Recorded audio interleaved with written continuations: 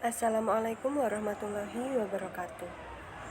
Kami dari kelompok 11 yang beranggotakan Deka Cahya Setio M dengan NPM 20130310047 dan Nufus Ilma Munita Sari dengan NPM 20130310048. Di sini kami akan mempresentasikan mengenai uang dalam ekonomi Islam. Yang pertama, pengertian uang. Dalam ekonomi Islam, secara etimologi, uang berasal dari kata al-naqdu nuqud. Pengertiannya ada beberapa makna, yaitu al-naqdul yang berarti yang baik dari dirham, menggenggam dirham, dan al-naqdu juga berarti tunai.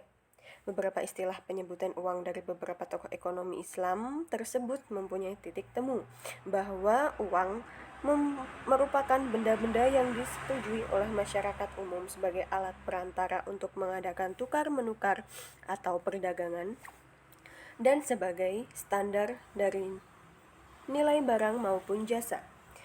Baik uang itu berasal dari emas, perak, tembaga, kertas, selama itu diterima masyarakat dan ditetapkan oleh penguasa atau pemerintah, maka dianggap sebagai uang.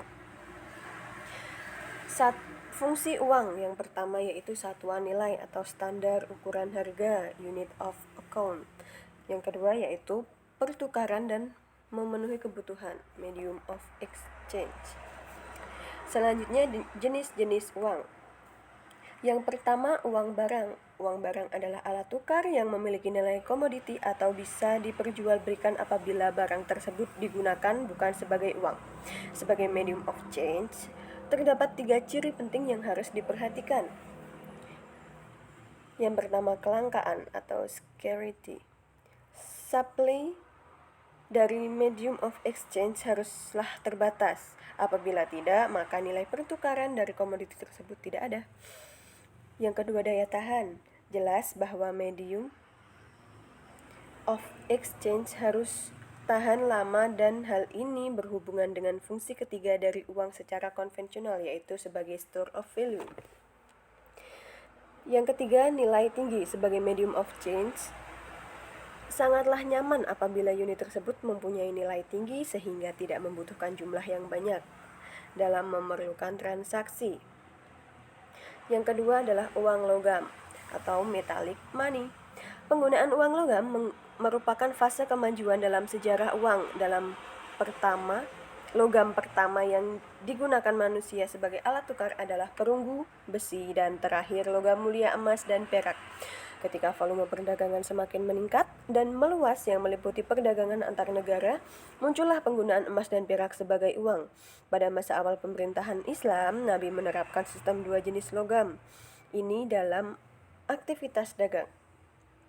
Sistem ini terus berlanjut sampai akhirnya dinasti-dinasti dalam Islam menerapkan uang fulus sebagai mata uang dalam perekonomian.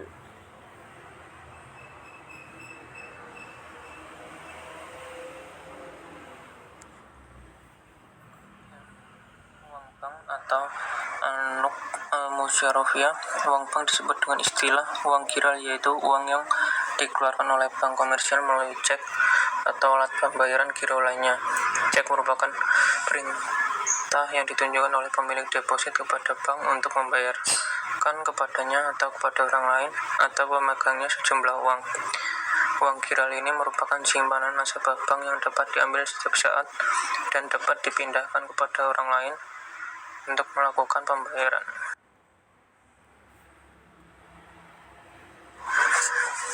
Kelebihan uang kiral sebagai alat pembayaran adalah: yang pertama, kalau hilang dapat dilacak kembali sehingga tidak bisa diuangkan oleh yang tidak berhak.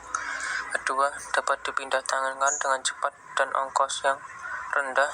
Ketiga, tidak diperlukan uang kembali sebab dapat ditulis sesuai dengan nilai transaksi.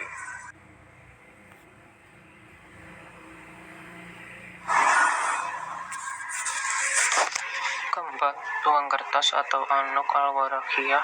Uang kertas yang digunakan sekarang pada awalnya adalah dalam bentuk banknot atau bank promis dalam bentuk kertas, yaitu janji bank untuk membayar uang logam kepada pemilik banknot ketika ada permintaan.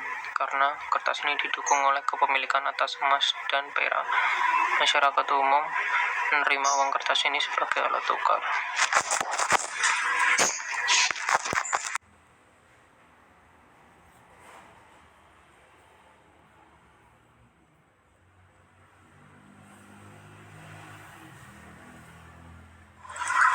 Selanjutnya, uang dalam perspektif tokoh ekonomi Islam.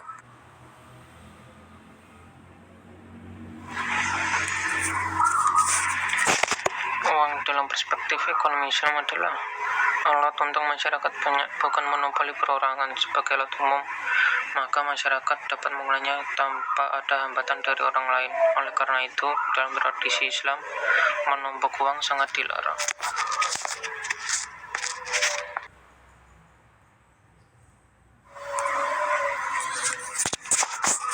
Jumlah uang tunai yang diperlukan dalam ekonomi Islam berdasarkan motivasi untuk transaksi dan berjaga-jaga, merupakan fungsi dari tingkat pendapatan.